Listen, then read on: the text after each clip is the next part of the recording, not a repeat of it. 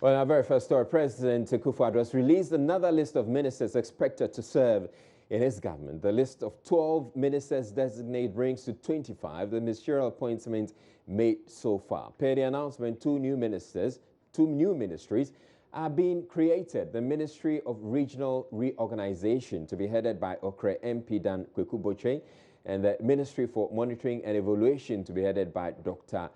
Anthony Akotose. President Akufo-Addo has also created a Ministry of Railways Development, to be headed by a former Second Deputy Speaker of Parliament and former Attorney General Joe Garte.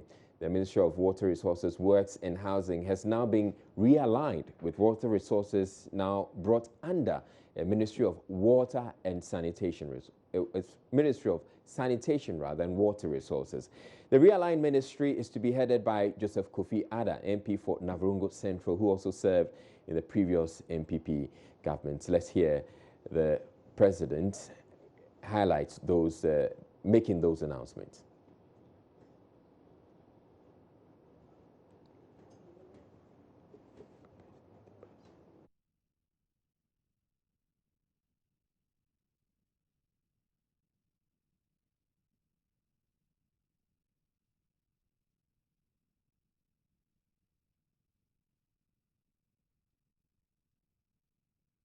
Our manifesto, the 2016 manifesto.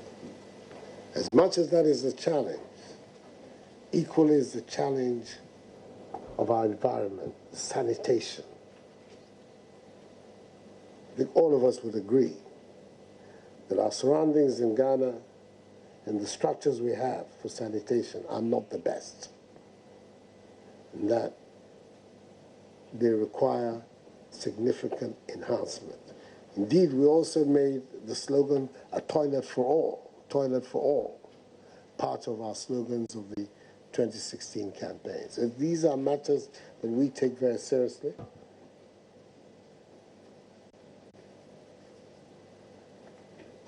And as a result, I've decided that I need a steady hand, an experienced hand, somebody who's proved to be a good worker, was a successful Minister of Energy in President Kufuor's time. When he was sent to the Minister of Social Welfare and Employment, was extremely influential in crafting the single spine arrangements, and is an achiever and a doer, but at the same time a steady, capable hand.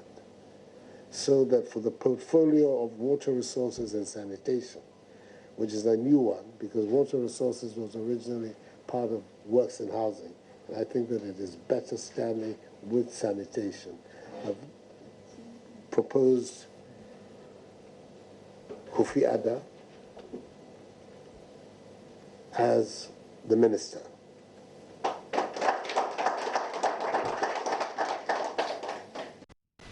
A minister who's going to be responsible for seeing to it that the targets set by government in our manifesto, as well as those that are set out in the budget, are met.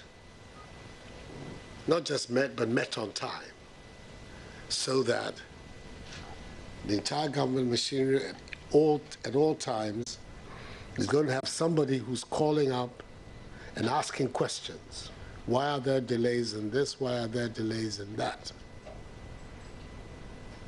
It's an onerous task that we have taken upon ourselves, a very ambitious program of social and economic development before the country.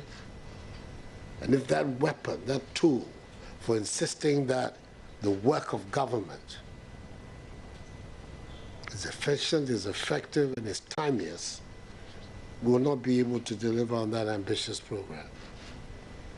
NPP has so many high-quality people, and I've chosen somebody who already has an extensive experience in the high level of governance in our country, who's himself a very renowned economist, was very successful in his first period of office in Ghana, and with his very strong understanding of the budgetary processes and targets, I believe he's the ideal man to perform this new role that I'm talking about. His very impressive background in his education. And then for the last few years, since we went into opposition, he's been the ranking member on our side on the Committee on Finance. He's also been a member of the Interior and Defense Committees. But in the last years of President Kufuor's government, he was Minister of State, the Minister of Finance, and effectively acted as the Minister for Finance at the end. So that knowledge, that understanding of the issues that he has to deal with, I think he's there. Come and join me.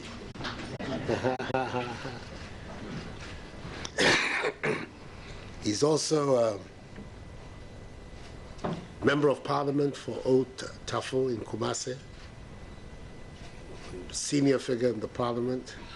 So we'll have the rank to talk to everybody, fellow members of the cabinet as well as members of parliament. So it is Dr. Anthony Akoto Osei who I want to place in this role as minister responsible for monitoring and evaluation, be part of the office of the president. Thank you. I think in political and constitutional terms, one of the most far-reaching commitments and undertakings that the manifesto, an agenda for change, the 2016 MPP manifesto has undertaken is the decision to restructure the governance system of our country. We believe that the nearer government comes, the steps of our people, the more efficient and the more satisfactory its outcome. That is why we're insisting on competitive politics in local government. That we're going to create the conditions that would allow district chief executives, mayors, metropolitan chief executives, municipal chief executives, now to be directly elected by the people over whom they are going to govern. And this, by the same token, the process of devolution of power will require that we look again at the regional structures of our country, all of them with the aim of trying to promote rapid development of Ghana. But the requirements, the constitutional requirements for being able to create a region are very stringent and not easy. Apart from going through the legal requirements of petitioning the Council of State or the President being satisfied that there's a reason, I'm satisfied that there's a reason to create regions in the affected areas. When you come to the consultative process with the people, you're talking about 50% of those who are affected by the decision having to come out to vote. That is the certification that the Electoral Commission has to make, that at a minimum of 50% of those in the affected area have to come out to vote. And when the 50% come out, 80% of them must approve the demand for the creation of the region. We're now talking about a major exercise of political mobilization to be able to create a region. It's not by the wave of the pen of the president, which it may have been in days gone by. Now you have to go through this stringent popular consultation. And the four regions that we have chosen that we want to reshape. For me, it means that the MPP, we have to find amongst ourselves a heavy hitter, a major political figure within ourselves who has extensive experience and capacity in mass mobilization. And I cannot think of anybody better amongst us to perform this task than Damboche.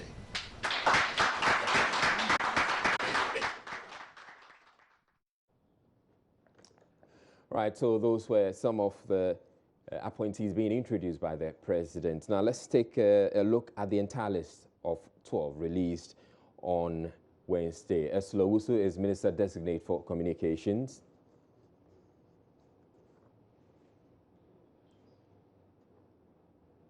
Ignatius Bafo Area, he is Minister Designate for Employment and Labor Relations. Otiku Jaba, she is Minister Designate for Gender, Children and Social Protection. Dr. Anthony Akutosei, Minister Designate for Monitoring and Evaluation. Dan Boche, Minister for Regional Reorganization and Special Projects. He was just introduced by the President. Joe Gate is Minister Designate for Railway Development. John Peter Ameu, he's Minister Designate for Land and Natural Resources. Joseph Kofi Ada, he's Minister Designate for Water Resources and Sanitation, one of the realigned ministries. And then Professor Frimpong Boateng, he's Minister Designate for Science and Environment. Now, some of the ministers designate have been speaking to Joy News about what they're bringing on board. The railway is practically dead. But like you also said, the future of our nation will depend very much on how we develop the railway. It reminds me of many years ago when I was a young lawyer in his office. He gave me a case to do. And I came back to him in 1 week's time and said, no, I can't do this case, but it's too difficult. He said to me that bad cases make good lawyers. So I think he has confidence in me. I won't let him down, I won't let the nation down. It's too soon to talk. We've had some preliminary meetings, but it's too soon to talk. At the appropriate time, we'll lay out a vision, and I assure you that we won't disappoint the nation. Obviously, it's a capital-intensive project that you're about to undertake, and you have a 4-year mandate to do so. Where are you going to get the money from?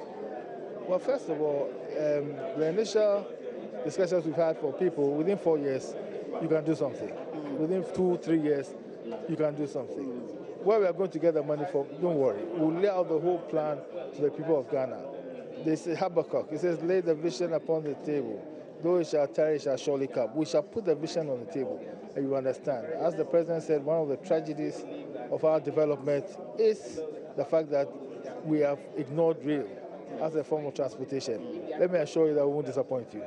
More than humble for the position nomination granted by His Excellency to handle this ministry. Lands and natural resource, mirage of challenges in that particular sector. One that really come to mind is the issue of illegal mining. How are you ready? How ready are you to tackle this particular phenomenon head on? Precisely, it's a very difficult area. You agree with me that artisanal mining, or the galamsey, as we are all aware of, has become a cancer within our environment. We believe that the young guys, ladies, women, the Ghanaians that are involved in this sector, their capacity needs to be built. They are human like any of the international mining companies. And so if we are able to build their capacity, they should be able to do the mining in a sustainable way. What is important is that mining must be done in a sustainable manner. And for it to happen, the capacity of this young group of people need to be built and taught to do the things in the right way. Immediately we begin to do that, I think that we'll achieve the objective of sustainable mining in Ghana. What about foreigners involved in this particular sector? Yeah, you see, the problem is that the foreigners, they most often have a front man, okay? And so somebody goes in for a recognizance survey, for instance, a license for prospecting. A prospecting license does not necessarily mandate you to go into mining. He gets that license to prospect and immediately migrates to mining. So it means the monetary section in terms of the workflow has not been properly monitored. And so for us to remove those waste from the system, we need to make sure that a license meant for prospecting goes for prospecting. A license for development or an authorization to develop must, go with development. If we do this, the right people will be put in the right place to do the correct thing. Well, if you know the army of people who are interested in building houses, you'll be shocked.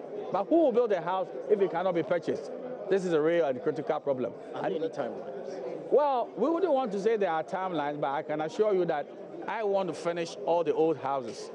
And when we finish the old houses, and then we look at contracts and we look at financial arrangements to make it easier for somebody to acquire a house without necessarily wiping out his whole monthly income, then we have succeeded. But it is critical that we should expedite the housing units and ensure that deficit of 1.7 million units are cleared. What about the ordinary Ghanaian who will not be able to purchase a house, but will want to rent a house?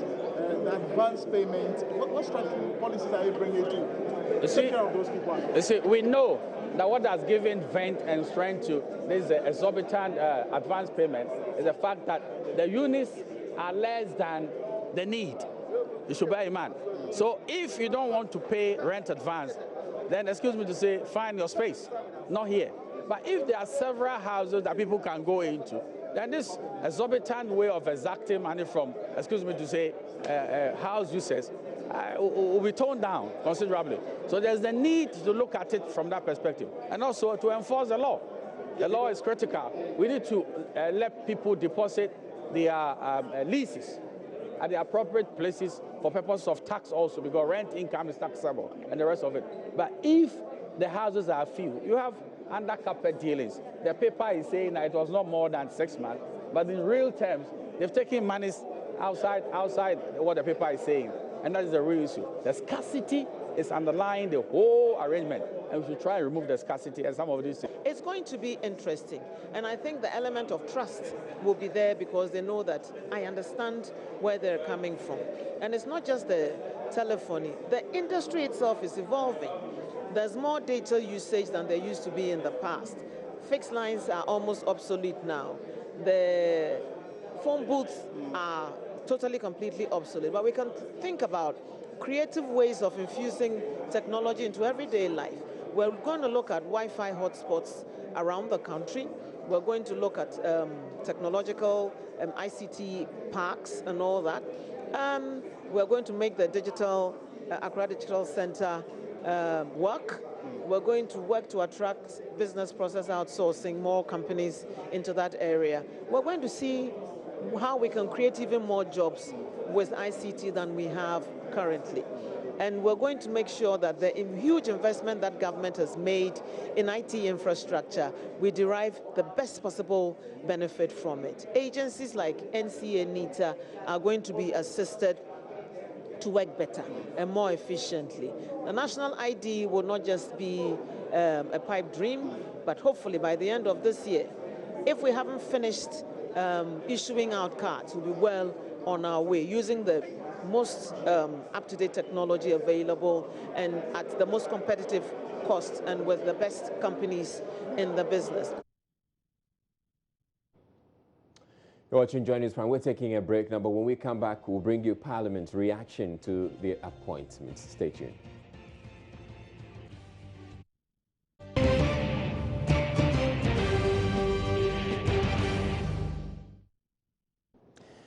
Welcome back. Now, Speaker of Parliament Professor Michael Quaye on Wednesday informed Parliament about the second batch of ministerial appointees to the Akufo-Addo administration amidst boos and cheers from members. Now, let's hear the Speaker making that announcement. 1. Honorable Dr. Anthony Akoto Osei, Minister for Monitoring and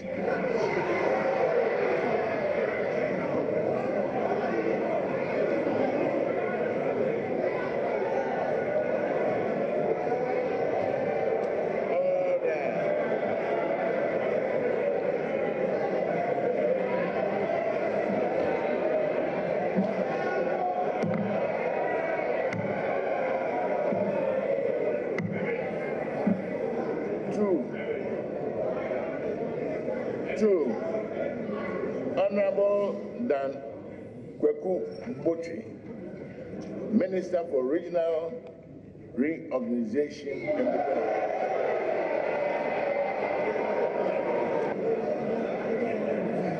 The communication is accordingly referred to the Appointments Committee.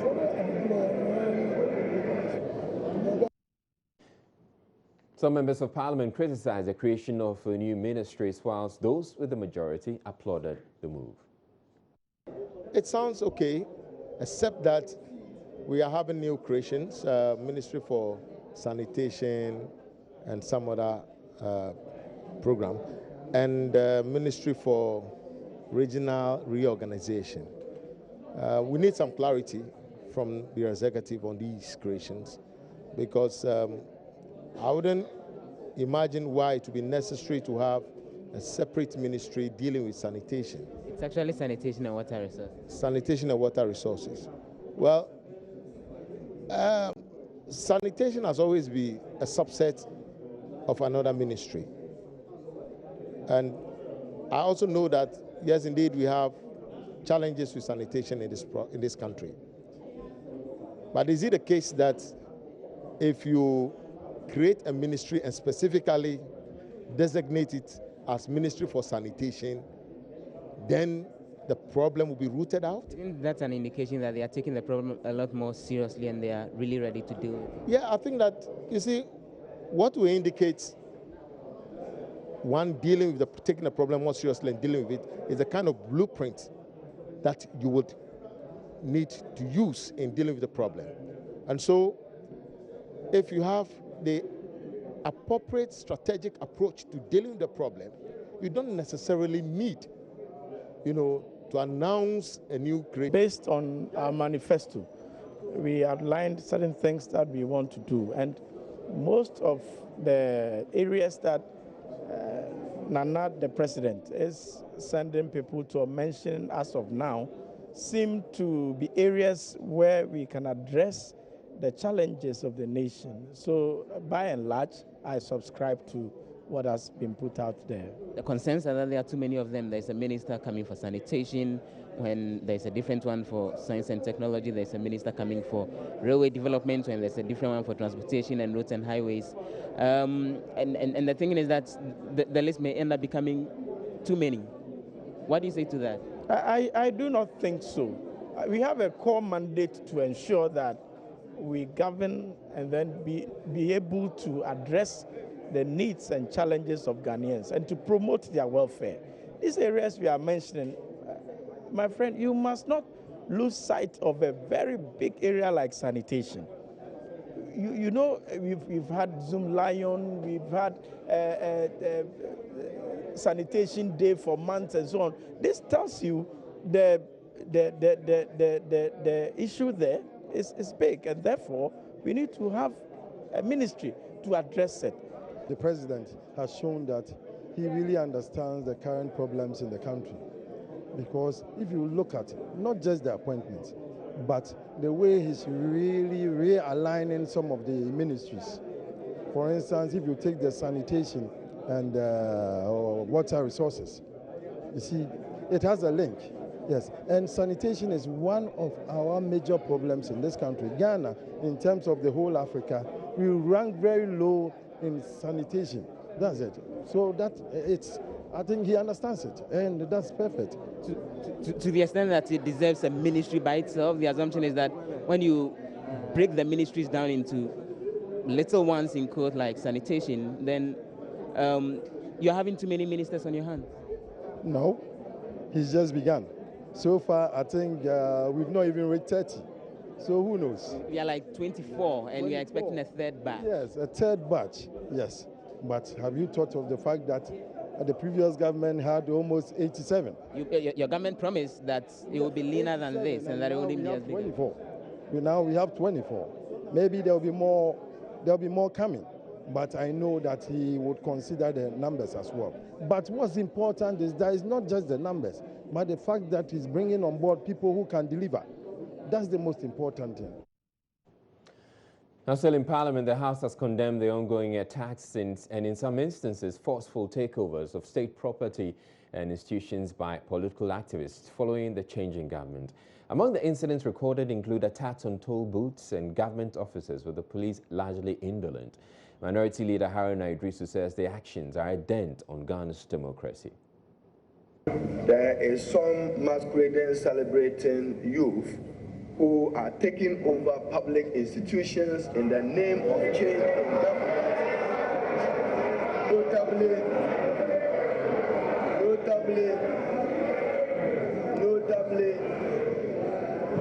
Youth Employment Agency in Tamale, the National Health Insurance and some toll booths.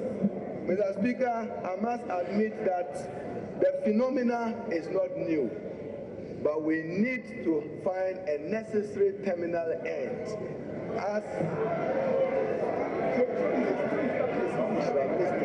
Mr. Speaker, the phenomena has a potential to undermine national peace and cohesion. Minority Leader Osechi Mensah, Majority Leader Osechi Mensah will say is have a question why the NDC did not condemn such attacks 8 years ago. Mr. Speaker, the events of Agbogbloshie are still evergreen. When the police requested that names be submitted, we submitted names. Mr. Speaker, nobody is justifying anything except I believe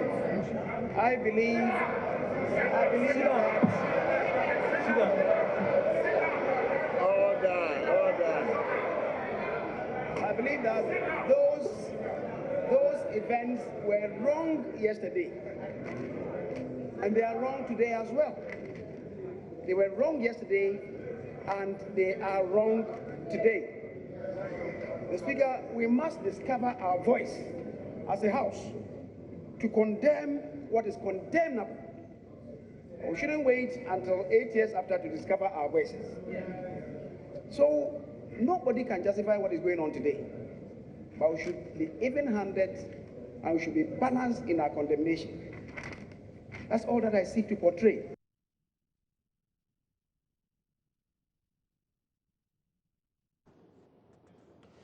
As some MPs are meanwhile pushing for former Attorney General Martin Amidu to be dragged before the House to answer questions over claims Parliament is corrupt. Ms. Amidu, in his latest epistle, said the House has institutionalized corruption, claiming some ministers designate who appeared before the 5th and 6th Parliament had to pay bribes before being vetted. MP for Impoho, Alex Ejekum, raised the issue on the floor, but the Speaker asked him to use the right procedure. He wants him to be made to substantiate the allegation. That can negate all the benefits that Ghana has attained. Ghana's parliament has been able to care for itself since 1992. So if for some reason 5th, 6th parliament, you have evidence that there is a canker that has eaten into the fabric of Parliament, to the extent that you are bold enough to say that bribery and corruption has been institutionalized. If they say something has been institutionalized, then it's a very serious thing. It means that you have virtually formed a cartel. Like each time any of the MDAs come in, before they are able to achieve whatever they want to come and achieve here, you have to pay some bribe. These are serious things. And I think that going forward, as a fresh parliament, we must not allow this kind of canker to procreate. It's a procedural thing, and attention has been drawn. The publication in the dailies. From there, what do? A member has raised this thing on the floor, regardless whether that thing should have been done on the commencement of business of the day or what. I made that assertion with reference to the fact that a select committee has been appointed, appointment committee has been put in place. They are going to vet the appointment of the president's nominees. And these are the very committee which, to me, is being indicted.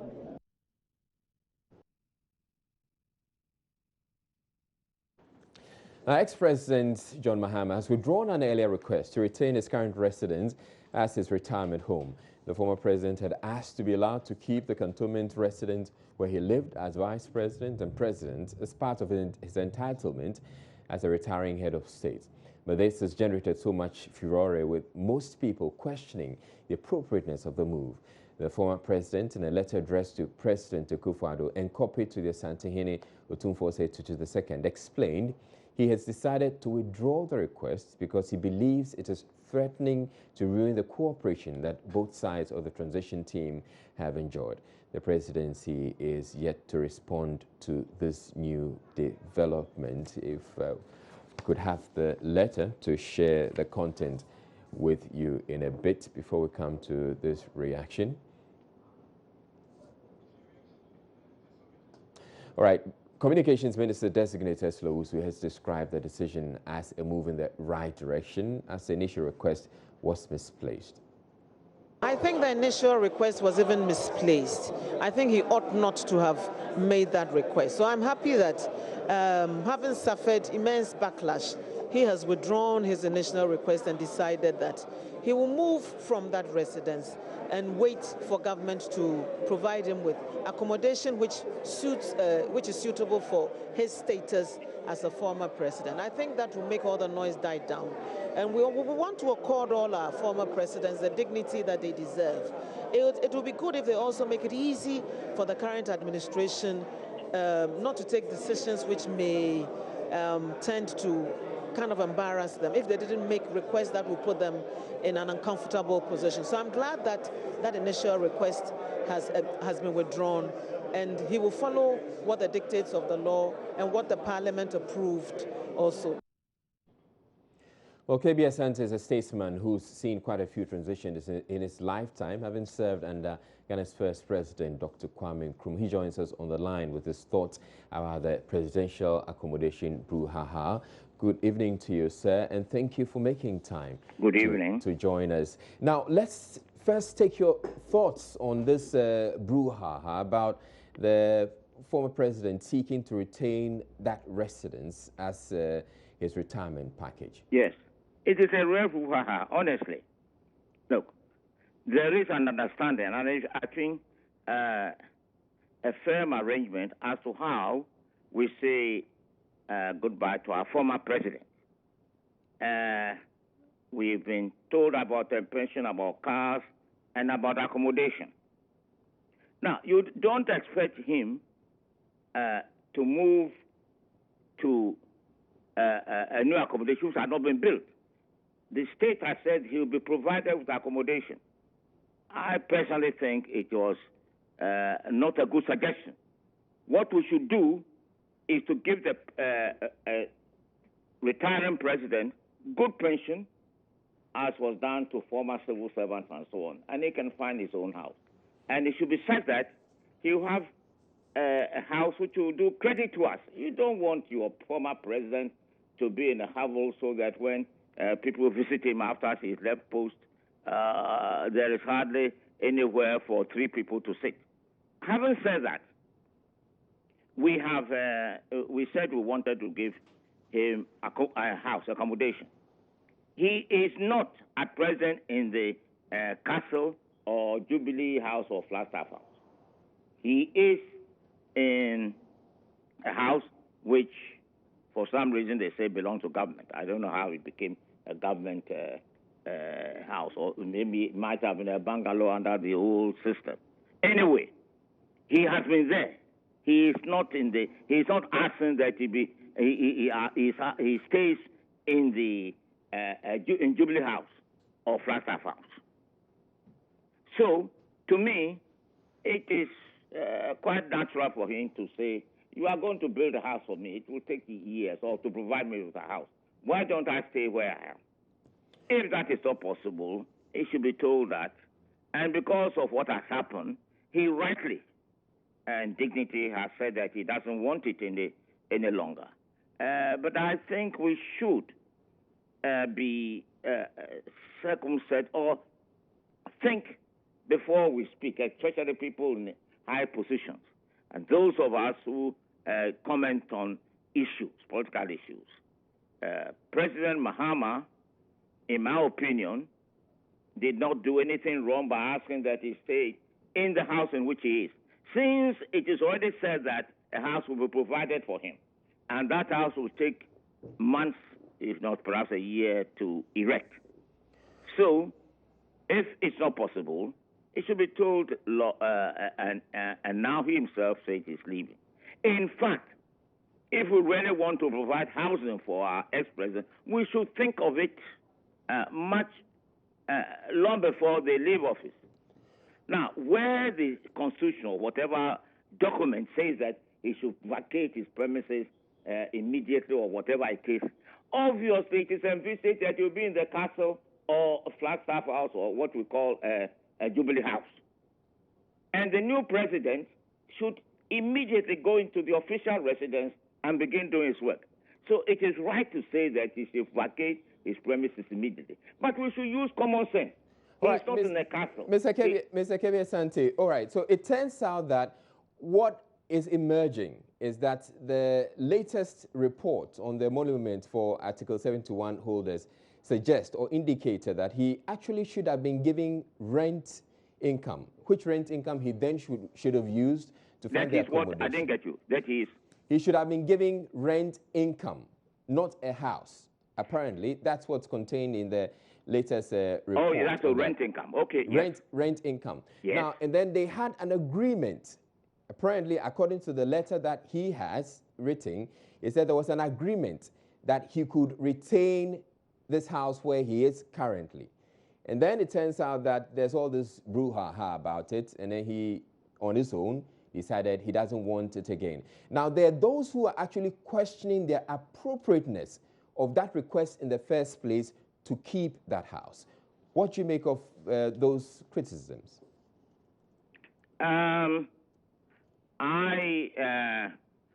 Perhaps it depends upon our own inclination. Knowing Ghana, I wouldn't ask to keep it, especially when I know the history of these bungalows and so on. I wouldn't. But it is, in my view, it is not inappropriate for him to ask, especially since he's been promised rent income and house and so on and so forth. And he has been living in the place. Naturally, if you ask me, I'd rather stay in my present house and at my age move somewhere else. So it is natural. And if the authorities think it is, they cannot do inappropriate, they should have reacted immediately long ago. All right. And there are also those who say that we should also look at the context of the former President Kufuor, who retired a while back, and he hasn't been giving any official accommodation as of yet. Then is a fault of administrative procedures. To the best of my knowledge, he was a committee or was set up, and this was recommended, and I think it was accepted. And if he has not been given accommodation, then it shows how a lousy administration is. You don't want ex-President Kufuor to go around begging for his house and so on. And so that's that. We should question our own administrative procedures and the competence of our official system. It seems as if, people who could manage the civil service, they've all, they're no more. They're no longer there. And that's why we have these problems. You can't manage the system, administer a modern system like ours by bringing people from outside after election just for 4 years in key positions without any experience, without the culture. There's a culture in the public service and so on. So that shows where things have gone wrong, which we should try to change. As I said, I am with President Kufuor. I think it's a good thing that it's infradig for him to go around saying, where is my allowance for accommodation, which you promised me. All right. Thank you very much, Mr. Kebbi Asante. Thank you for making time to speak with us. Meanwhile, Australia House, which originally should be the official residence of the Vice President and which has been undergoing some renovation, is yet to be completed. This will mean the Vice President would have to be found alternate accommodation or probably continue to stay in his current home until the state provides him with one. Joy News' Matilda Mowaga has been to see the building.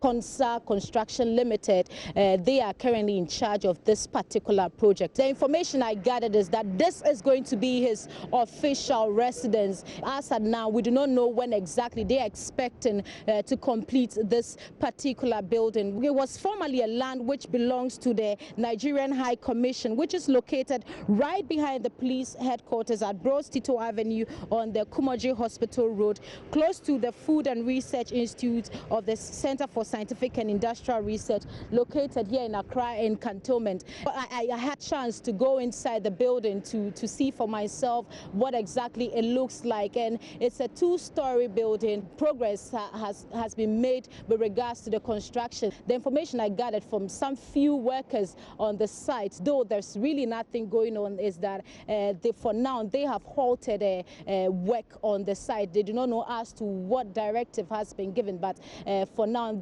there's no activity going on in that particular building, but no one to speak to on when this building is going to be ready for Dr. Bawumia, the Vice President, to move into this building. Right, I'm next to bring you international news.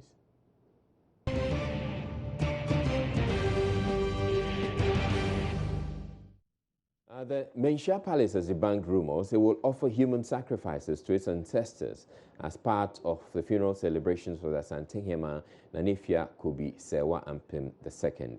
The palace, as part of the funeral celebrations, have ordered all residents in Kumasi to remain indoors to observe a ban restricting human movement of people next week, Thursday and Friday. Asantehene's Marehene Bafo Chairman Bring to the Six says the ban is not to encourage human sacrifice, which was abolished some 200 years ago. Now, Communications Director of Food Sovereignty Ghana, Edwin Kweku Andobafo, says the minister designated to the Agriculture Ministry is not the right man for the job. He says Dr. Akoto performed poorly as minority spokesperson on food and agriculture by collapsing the agriculture sector through poor policies and excessive importation of food products. He is therefore calling on President Akufo-Addo to immediately replace him with someone capable of providing the change Ghanaians need.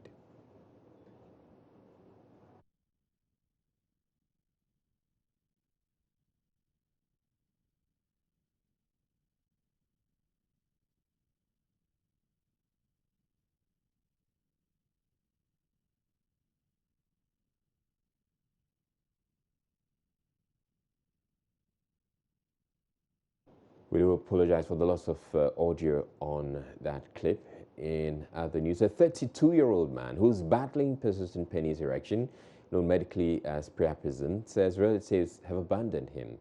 Kweku Donko of Impetuum Bonti Fufu in the Ashanti region has endured abnormal condition continually for the past 5 years. He says while his plight has rendered him unable to work to earn a living, family members interpret it as a curse for which they deny him. Kwesi Deborah reports. The latest recurrence, which has lasted 2 weeks, has left him in unbearable pain. Kweku wears a pair of jeans trousers as the only means to hold the troubled manhood in place. Joy News has learnt that the young man, who describes himself as an orphan, is a sickle cell patient. He fears the condition could persist for life because doctors have told him it cannot be cured locally. 5 years in a mommy medical hospital no say na intino. It started 5 years ago. After several visits to the hospital, I was told it's because I am a sickler. I was told when blood enters my penis, it's not able to go back, and therefore some veins must be removed before I can get well. Even that doctors are not sure. Sometimes it lasts for 5 days, and I go to the hospital for them to drain the blood. I was put on a drug called flutamide, but it's expensive. Now, I don't have anywhere to sleep. I have spent everything on drugs, so when it happens, I'm not able to do anything about it. It hurts when it touches the trousers, so I need to be holding it all the time. Because insurance in your shade, did you send me to Mamma Tununa, Munchumujana Sunday, and my men up. I drew almost think I'm in Madame Tosono. So it was maybe a 2.8, a flutamide. An injection now about mobile woman I the above formula. so 40 cedi no minya ende ba ada se clinic e be me and hospital be me ne dia wo me kopim se mitime nkakra kodru hospital angasa eno no minya enti e kamia na me koye hospital na enam se minya sika no nton mo so nti minya ho hwe titi se me ro me ho ade tena ka mu sa ifluo e de ba we na ka ana ka talent titi se me de mensa esum se ya. Reporting for Joy News, Kwesi Deborah.